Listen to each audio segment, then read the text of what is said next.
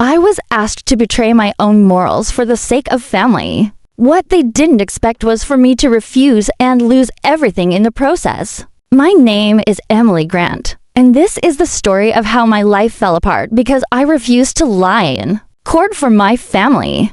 I never imagined that one simple choice would sever every tie I had left with the people I loved.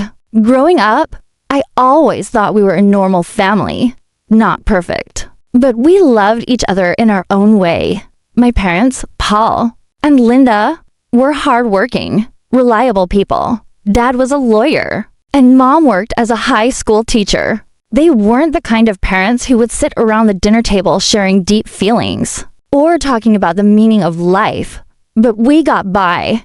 We had a rhythm. Mark, my older brother, and I were close enough, though we had our differences. He was a bit of a troublemaker, sure, but I didn't think much of it. He was the bad boy in the family, but every family has one, right? For most of my childhood, Mark and I got along just fine. He would teach me to sneak cookies from the kitchen at night, and we'd watch movies together when Mom and Dad were out at work functions. But there were always these moments where Mark would be the center of attention, for better or worse. He was reckless and carefree, traits that seemed to get him out of a lot of trouble. It didn't hurt that Dad was a lawyer. Mark had a knack for getting away with things, and he wasn't afraid to take advantage of Dad's connections. I didn't see it at first, but eventually I started noticing a pattern. Dad would always step in when Mark got into a mess.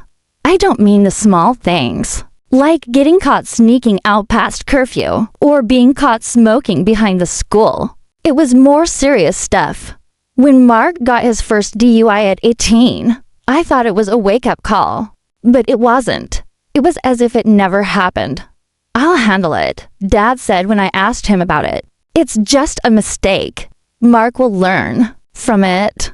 I remember sitting at the kitchen table, watching him prepare his defense for Mark. The shame I felt wasn't just for Mark, but for Dad. I couldn't understand how he could dismiss something so serious so easily. Mark had hurt someone. That night, he had driven recklessly and crashed into a parked car. He didn't even remember the accident, but the police report was clear. The woman in the other car had broken her leg and suffered minor whiplash. That wasn't something you could just ignore, was it? But somehow they did. Mark got off with probation, no jail time. They made it sound like it was nothing, just a bump in the road. But I felt it, that dark cloud hanging over our family. It felt wrong, and I couldn't shake the unease. Still, I stayed quiet. I wasn't as close to Mark as I used to be, but I wasn't about to start a fight. Besides, I had my own life to focus on. I had just started college, and my studies were taking up most of my time. I had to work hard to prove myself, to show that I wasn't the screw-up Mark had become. I was the good kid, the responsible one. Then came the second DUI. Mark had been caught driving under the influence again. This time, it was much worse. He was speeding on a back road, crashed into a tree, and left the scene before anyone could even help. I was in my apartment when I got the call. Mom's voice was shaking on the other end of the line. "Mark's in the hospital, Emily. He's okay, but it's bad. He's in trouble again." I rushed over to the hospital, heart pounding, and found Mark lying in a bed, his arm in a sling. He had a few bruises, nothing serious. The doctors said he was lucky, but the real damage wasn't physical. Mark had been caught driving under the influence, fleeing the scene, and now there was a warrant out for his arrest. The woman who had been in the other car was still unconscious in the ICU, and things were looking grim. Mark had broken the law again, but this time, it was worse. It wasn't just his reckless behavior, it was the fact that he had endangered lives, including his own. I remember sitting there, next to his bed, as Dad walked in. He looked tired, but his face immediately hardened when he saw me. I was quiet, just sitting there, trying to take it all in. Dad's words cut through the Silence. We'll figure this out. Don't worry. We'll fix it like last time. His confidence, his complete lack of concern for the severity of the situation, struck me like a slap to the face. Fix it, Dad. This is serious. What if the woman doesn't survive? Dad didn't answer at first. He just stared at Mark, who had his eyes closed, clearly in a stupor from the sedatives. You're being dramatic, Dad said after a moment. Mark is a good kid. He just made some bad choices. It happens. We can make this go away, just like last time. I couldn't believe what I was hearing. I stood up, shaking my head, ready to walk out. No, this isn't just a bad choice, Dad. This is a pattern, and it's dangerous. You can't keep covering for him. But Dad wasn't listening. He was already on the phone, talking to one of his lawyer friends, organizing the best defense money could buy. I felt like I was being erased from the situation. They didn't want to hear the truth. All they cared about was saving Mark, no matter the cost. That was the moment it became clear to me. My family wasn't about the truth anymore. They were about protecting the image of the family. They wanted to keep up the illusion of everything being perfect, even if it meant stepping on others to do it. And that's when the requests started. At first, they were subtle. Emily, you're smart. You know how to talk in court. We'll need your testimony to help Mark. You know he was under a lot of stress that night. Maybe you could say that he wasn't thinking straight. I tried to brush it off. I wasn't involved in Mark's mess, I told myself. But Dad wouldn't stop pushing. You can help us, Em. You can help him avoid jail time. It'll only be a few words. You don't have to lie, just shape the truth a little. You're the only one who can make this work. Mom got involved too. Don't you want to protect your brother? Don't you care about his future? I cared more than they would ever understand. But I couldn't be part of this. They were asking me to say things that weren't true, and I couldn't do it. Even though I loved my brother, even though I loved my parents, I couldn't pretend that Mark's actions were justified. He had hurt someone. He had made choices that endangered lives, and they wanted me to be complicit in covering it up. I felt trapped. My family was asking for something I couldn't give, and in the back of my mind, I knew this wasn't just about one lie. This was the start of something much worse. If I gave in now, there would be no end, and that's when I began to realize just how far my family was willing to go to protect Mark, even if it meant dragging me down with them. The decision to take the stand was one of the hardest things I've ever done. It wasn't just about facing the truth, it was about what would happen afterward. I could already feel the tension in the air as I entered that courtroom. The walls felt like they were closing in, and the judge's gavel echoed in my mind. For weeks leading up to the trial, my parents had been preparing me for this moment. Every conversation revolved around what I should say, how I should phrase things, and what I needed to avoid saying. Their concern wasn't about the truth. It was about protecting Mark. They never once asked me what I thought about the situation. They never asked me how I felt about the woman who had been hurt, about the fact that my brother had once again put his selfish desires ahead of everything else. But now it was real. I was walking into that courtroom, where the woman Mark had hurt was laying in a hospital bed, fighting for her life. It wasn't just an accident anymore, it was a consequence of years of bad decisions. And now, it was all going to come crashing down. The courtroom was filled with people. The lawyers, the witnesses, the family members on both sides. Mark was sitting in the defendant's chair, looking more detached than ever. He didn't seem to care about what was happening. His face was like a mask, hollow and cold. It was as if he had completely shut off any sense of guilt or remorse. It made my stomach turn. How could he be so indifferent? My parents were sitting just behind him. Mom had her hands folded tightly in her lap, her face pale and drawn, while Dad sat with his usual air of controlled confidence. Though I could see the tightness in his shoulders, he was trying to maintain composure, but I knew he was terrified. This trial could ruin everything for Mark, and the weight of that fear hung heavy in the air. I took my seat at the witness stand, the spotlight shining on me, and I felt a wave of nausea hit me. The lawyer for the prosecution was already standing, ready to ask me the questions that would seal Mark's fate. She looked at me with an intensity that almost made me flinch, but I held my ground. Double quotes, Ms. Grant. She began, her voice calm but firm. You've been asked to testify in regard to your brother's actions the night of the accident. Can you please tell the court what you saw? I could feel my heart pounding in my chest. I didn't want to be here. I didn't want to speak these words, but I knew what I had to do. I had to speak the truth, no matter what it cost me. I opened my mouth, and the words came out like they were being forced from me. I wasn't there when the accident happened, but I know what led up to it. My brother, Mark, had been drinking that night. He had been drinking a lot. My voice cracked slightly on the last word. I could feel my parents' eyes burning into my back, but I refused to turn round. I had to keep my focus. Did you speak to your brother about his drinking? The lawyer asked. I hesitated.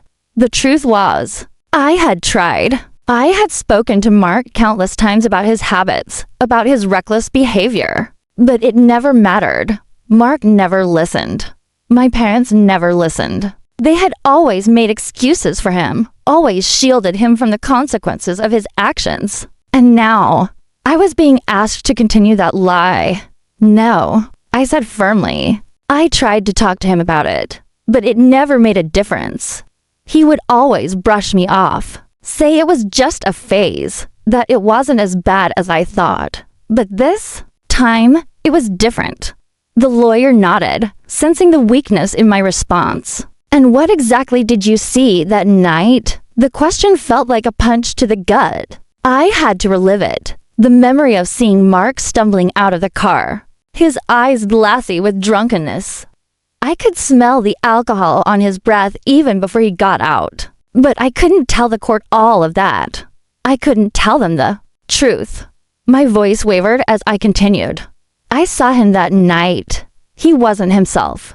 He was agitated, not thinking clearly. He was upset about something, but I don't know what. And then he drove. He wasn't in the right state of mind. I don't know exactly what happened after that, but I know he wasn't sober when he got behind the wheel. There it was, the truth. It wasn't the full truth, but it was enough. Enough to make sure Mark would be held accountable. I could already feel my parents' anger building behind me. Dad's fists were clenched at his sides, and Mom's eyes were narrowed in fury. They didn't care about what was right, they only cared about protecting Mark. But I couldn't stop. The defense attorney stood up, his voice smooth and persuasive as he addressed me. So, Ms. Grant, you're saying your brother wasn't in the right state of mind that night? That's your opinion? He gave me a look of skepticism, as though trying to bait me into agreeing with him. I shook my head. No, it's not just my opinion. It's the truth. He was drunk. He was not in control of his actions. Mark's defense attorney pressed on, trying to shift the blame, trying to paint Mark as the victim in all of this. And how do you know for certain that Mark wasn't thinking clearly? Couldn't it be possible that his actions were a result of stress or other factors? After all, he had been under a great deal of pressure recently. I bit my lip, my mind racing. I could feel the weight of my parents' disappointment bearing down on me. I had to choose now. Would I say what they wanted me to say, or would I stick to the truth? The answer came to me as I looked at Mark. Really looked at him. He wasn't the victim here. He was a man who had made reckless decisions, who had hurt someone because of his selfishness. And I couldn't let him get away with it. No, I said, my voice steady now. It wasn't just stress. It was the alcohol. It was his own choices. And he was fully aware of the consequences. He chose to drive. He chose to put other people at risk. The room fell silent for a moment. I could hear the gasps from the gallery, the murmurs as people began to understand what I was saying. The defense attorney looked at me, his face hardening. "So, you're saying your brother is entirely to blame for what happened?" he asked, his voice rising. "I'm saying that he made a choice," I replied, my heart racing. "He chose to drive under the influence. He knew what he was doing. That was it. The moment of truth." My parents were furious, but I didn't care. I had done what was right. I had told the truth. Afterward, as I walked out of the courtroom, I felt a sense of relief mixed with deep sadness. I knew the consequences of my actions. Mark would be sentenced. My parents would never forgive me. But I also knew I had done the right thing. I had refused to lie. But that was just the beginning. It took only a few days after the trial for the full weight of my decision to sink in. The courtroom drama had faded, but the fallout was just beginning. I had expected there to be some tension after I testified. Maybe some uncomfortable silences, some cold stares from my parents. What I didn't expect was the complete and utter isolation that followed. When I made that choice to speak the truth, to refuse to lie in court, I had no idea how much it would change my life. I had hoped that my parents, despite their disappointment, would eventually come around. After all, I had always been their daughter. I had always been the good one, the responsible one. I thought that maybe, just maybe, they would understand why I couldn't go along with their plan. But I was wrong. The first sign that things were unraveling came when I called Mom a few days after the trial. I wanted to check in, to hear her voice, to see if she was okay. Maybe I could try to explain myself again, convince her that I didn't want to hurt anyone, especially not Mark. But when she picked up the phone, her tone was cold, distant. "Emily," she said, her voice tight. "I don't think we should talk right now." "What do you mean, Mom?" "I'm just checking in. I know things are hard, but I don't want this to drive a wedge between us." She was silent for a moment, and then I heard the sharp inhale of breath that meant she was holding back tears. "I just don't understand you anymore. You've made your choice. We've made ours." I felt a pang of guilt in my chest, but I couldn't take back what I'd done. The truth was that I was trying to protect everyone, Mark. The woman he had hurt, even my parents, who had been blinded by their desire to protect him. I wanted them to understand, to see that I wasn't the enemy here. But all I heard from the other end of the line was silence. "Mom, please," I pleaded. "You can't just shut me out like this. I love you." "I know, Emily," she said, her voice breaking. "But sometimes love isn't enough. You've betrayed us, and Mark will never forgive you for this." The line went dead, and I stood there, holding the phone in my hand, staring at the screen. Betrayed. That word echoed in my mind like a slap. Had I really betrayed them? Or had I just chosen to do the right thing? It wasn't just Mom. Dad was no better. When I tried calling him, his response was even more cold and final. "Emily," he said, his voice devoid of emotion. "You made your decision.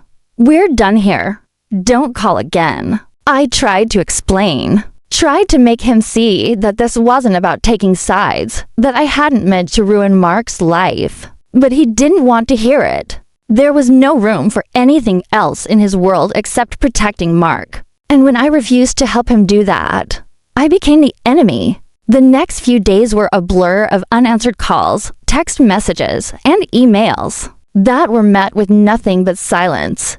It was as if I had never existed to them. The holidays came and went, and I was left to watch from the outside as my family celebrated without me. They didn't even try to reach out. They had cut me off completely. At first. The loneliness was overwhelming. I spent my days at work, trying to keep busy, trying to pretend that everything was fine. But every time I sat down to eat alone or walked past a family gathering in the street, I couldn't help but feel a deep ache in my chest. I had spent so many years in that home, sitting at that dinner table, laughing, arguing, loving, and now it was all gone. I didn't know where to turn. My friends, many of whom I had drifted away from after focusing so much on my studies and career, didn't know what to say. I had tried reaching out to a few of them, but it felt awkward. They didn't understand the gravity of the situation. They didn't know what it was like to be thrown into a moral dilemma with your family. They didn't know what it was like to be cut off by the people who should have supported you the most. It wasn't long before I realized how much my family had truly controlled my life. Every holiday, every birthday, every family event, I had been there with them, for them. I had worked so hard to stay close, to fit into that family mold, to make them proud. But the moment I stepped outside that mold, the moment I made a decision that didn't align with their image of how things should be, I was discarded. The truth wasn't part of their plan. It never had been. One evening, weeks after the trial, I ran into an old family friend, Kelly. She had been a second mom to me when I was growing up. Kelly was the kind of person who always had a warm smile and a hug ready. Someone who understood you without needing to ask. I hadn't seen her in months, but when I ran into her at the grocery store, she looked at me with a mix of sadness and pity in her eyes. "Oh, Emily," she said softly. "I heard about the trial. I'm so sorry." Her sympathy stung. I didn't want sympathy. I wanted understanding. I wanted someone to see me, to recognize that I hadn't done this to hurt anyone. But Kelly was one of those people who still believed in the family's image. She hadn't lived through what I had, and she didn't know what it felt like to be in my shoes. "I don't know what to do, Kelly," I said, my voice breaking. "I feel like I've lost everything. My family, they won't even speak to me. It's like I don't even exist anymore." Kelly shook her head slowly, almost regretfully. "I know, sweetie, but you have to understand. Your parents are hurting too. They're protecting Mark in the only way they know how. They're afraid of losing him, and they don't know how to deal with what's happened. I'm not the enemy," I whispered. "I'm just trying to do the right thing." She nodded, but her expression didn't change. "I know, but sometimes doing the right thing comes with a heavy price. And I think your family is paying that price right now." Her words stayed with me for days. Doing the right thing comes with a heavy price. I had known it all along, but hearing it from someone else made the truth feel like a bitter pill to swallow. It wasn't just Mark who was paying for his actions, it was me, too. It was my life that had been turned upside down. It was my future that was now in question. But there was no going back. I couldn't undo the past, couldn't change the choices I had made. And somewhere deep inside, I knew that despite the pain, I had to keep moving forward. Because what else was there? Weeks turned into months, and still, there was no contact from my parents. No phone calls. No birthday cards. Nothing. I had tried, reaching out again, only to have my calls ignored or met with cold, dismissive replies. I remember one day, walking past a park near my apartment. I saw a family gathered, laughing together. It was like a scene out of some perfect family movie. And for a split second, I almost forgot how it felt to be part of something like that. The warm laughter, the easy companionship. But then I remembered, I wasn't part of that anymore. I hadn't been for a long time. The days blurred together in a haze of sleepless nights and hollow moments. It was like I was living in some sort of emotional fog, unable to break free. The immediate aftermath of my testimony, the trial, the decision to speak the truth, those things had been chaotic and overwhelming. But they were only the beginning of what would become a long, painful chapter in my life. For weeks, I woke up each morning feeling the weight of what had happened, what I had lost. Every small thing reminded me of my family, of the life I used to have. The empty chair at family dinners, the absence of birthday calls, the silence at holidays. I had been pushed out, left behind, and there was no going back. At first, I tried to keep going, to keep up with my routine. I threw myself into work, into the projects I had been putting off. I buried myself in the things that demanded my attention, hoping that if I stayed busy enough, I could outrun the ache in my chest. But nothing worked. Nothing could fill the void that my family had left behind. I spent hours in the evenings scrolling through old pictures, trying to find some sense of comfort in the past. I would look at photos of Mark and me when we were kids before everything had fallen apart, and feel the sting of nostalgia. I remembered the laughter, the late-night talks, the way he had always been my protector. It seemed impossible that the same person who had once been my closest ally could become someone I no longer recognized. Then there were the moments that cut even deeper. I saw people posting pictures on social media, family photos, holiday celebrations, birthdays, and I felt like a ghost, watching my former life slip further away. I wasn't part of that world anymore. I had no place in it. The people I had loved the most had turned their backs on me. The first real sign of how deeply things had changed came when I ran into one of Mark's old friends at the grocery store. His name was Jason, and he used to be like a little brother to me. I hadn't seen him in months, maybe longer. I had no idea where Mark was living now or who he was talking to. I wasn't even sure if Jason knew what had really happened. I didn't know how much the world outside of my family knew about the trial or about me. Emily, Jason said, his voice full of uncertainty. "Hey, it's been a while. How are you doing?" I could see the hesitation in his eyes, the awkwardness of not knowing what to say. People didn't know how to approach me anymore. They didn't know how to address the elephant in the room. The fact that I was no longer part of the family. The fact that everything had changed. "I'm okay," I replied, forcing a smile, though it felt like a mask. "Just keeping busy, you know? How about you?" "Same. Same here." "You heard from Mark?" he asked, his gaze darting away for a moment. I felt a lump form in my throat.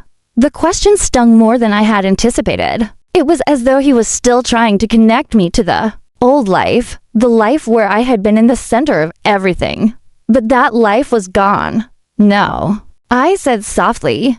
"I haven't heard from him." Jason nodded, looking uncomfortable. "Well, you know how he is, always doing his own thing. But hey, if you ever want to talk or, I don't know, hang out, let me know. You don't have to go through this alone." It was a kind gesture, but the words felt empty. How could he understand?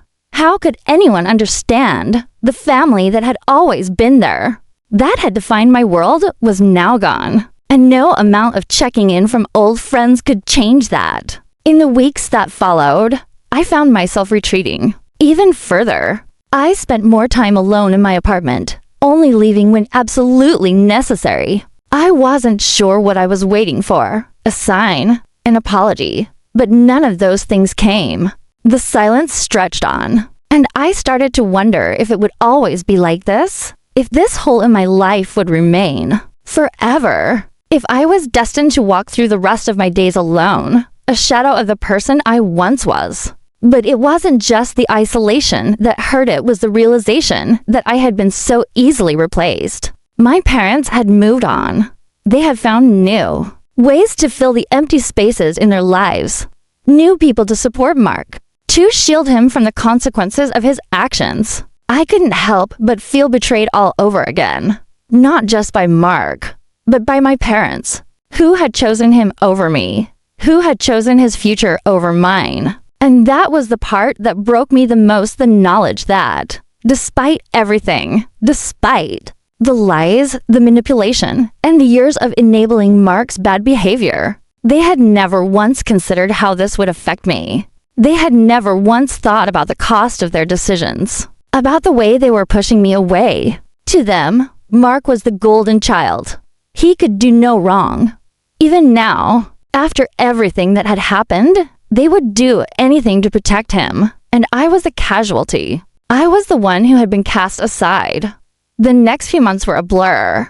I spent most of my time focusing on work, trying to fill the days with anything that would take my mind off the overwhelming Sadness that seemed to seep into every corner of my life. But nothing could drown out the noise in my head. I started seeing a therapist, hoping that talking through everything would somehow help me make sense of it all. I spent weeks, maybe months, untangling the emotions I had buried for so long. Anger, betrayal, regret, but also a deep sadness, a loss that I couldn't put into words. And through it all, I kept coming back to one thing: my family, my parents. I kept wondering why they had done this, why they had chosen Mark over me, why they had left me alone without even a single word of comfort. I had done the right thing. I had stood up for what was true, for what was just, and yet I had been punished for it. Then one day, I received a letter from my father. It was unexpected, and at first, I wasn't sure if I wanted to open it. But something inside me made me pull it from the envelope and read what was written. Emily, we know you did what you thought was right. We also know that it cost you a lot. But we hope you understand that we didn't do this to hurt you. We did it because we love you and Mark, and we were trying to protect him. We hope that one day you'll see that we didn't have a choice. But for now, we need some time apart. Please know that we're thinking of you. Dad, I sat there, staring at the letter for what felt like hours. It wasn't an apology. It wasn't even an acknowledgement of the pain I had felt. It was a half-hearted attempt at reconciliation, a vague explanation that didn't come close to addressing the real issue. But it was something. For the first time in months, I allowed myself to cry. Not out of anger, but out of a deep, aching sadness. I had never wanted this. I had never wanted to lose my family. But I had stood by my beliefs, and I had to accept that the consequences were mine to bear. And as much as it hurt, I knew that I had done the right thing. The truth had cost me everything. But in the end, it was the only thing I could hold on to. I realized something then, that there were things more important than family. Things like integrity, honesty, and standing up for what's right, even when it feels like the world is against you. I had lost my family, yes, but I had gained something that they would never understand. And maybe, just maybe, that would be enough. The truth might cost you everything, but in the end, it's the only thing that can't be taken away. I've learned that no matter how painful it is to walk away from the ones you love, standing up for what's right is worth it, even if it means losing everything else. If this story resonated with you, don't forget to like, share, and subscribe for more real-life tales of family, betrayal, and the pursuit of truth.